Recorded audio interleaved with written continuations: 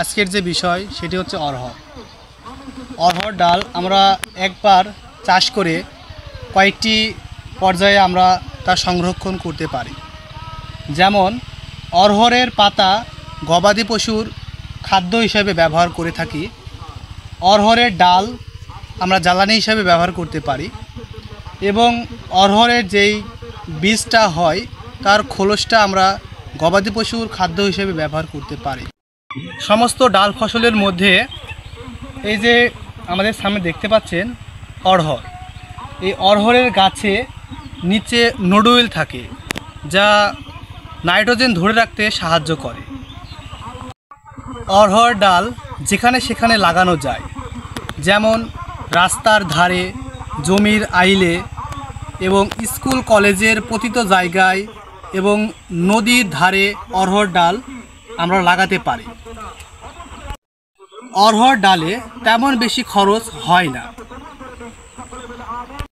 অরহর ডালের বপন সময় হচ্ছে বৈশাখ থেকে জ্যৈষ্ঠ মাস পর্যন্ত।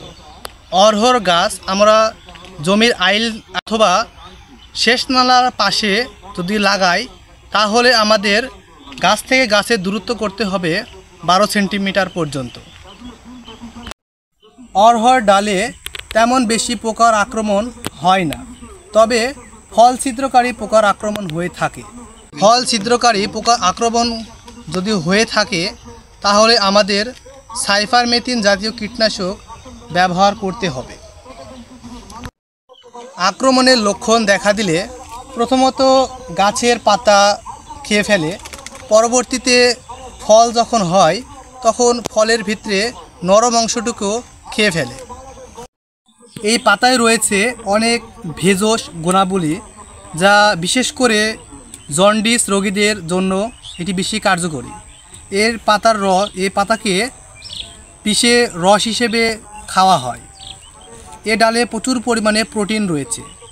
আসুন সকলে মিলে পুষ্টির ঘাটতি পূরণ করি এবং বাণিজ্যিকভাবে অরহর ডাল চাষ করি। সকলে ভালো থাকবেন। ফসলের বন্ধু আধুনিক কৃষির পক্ষ থেকে।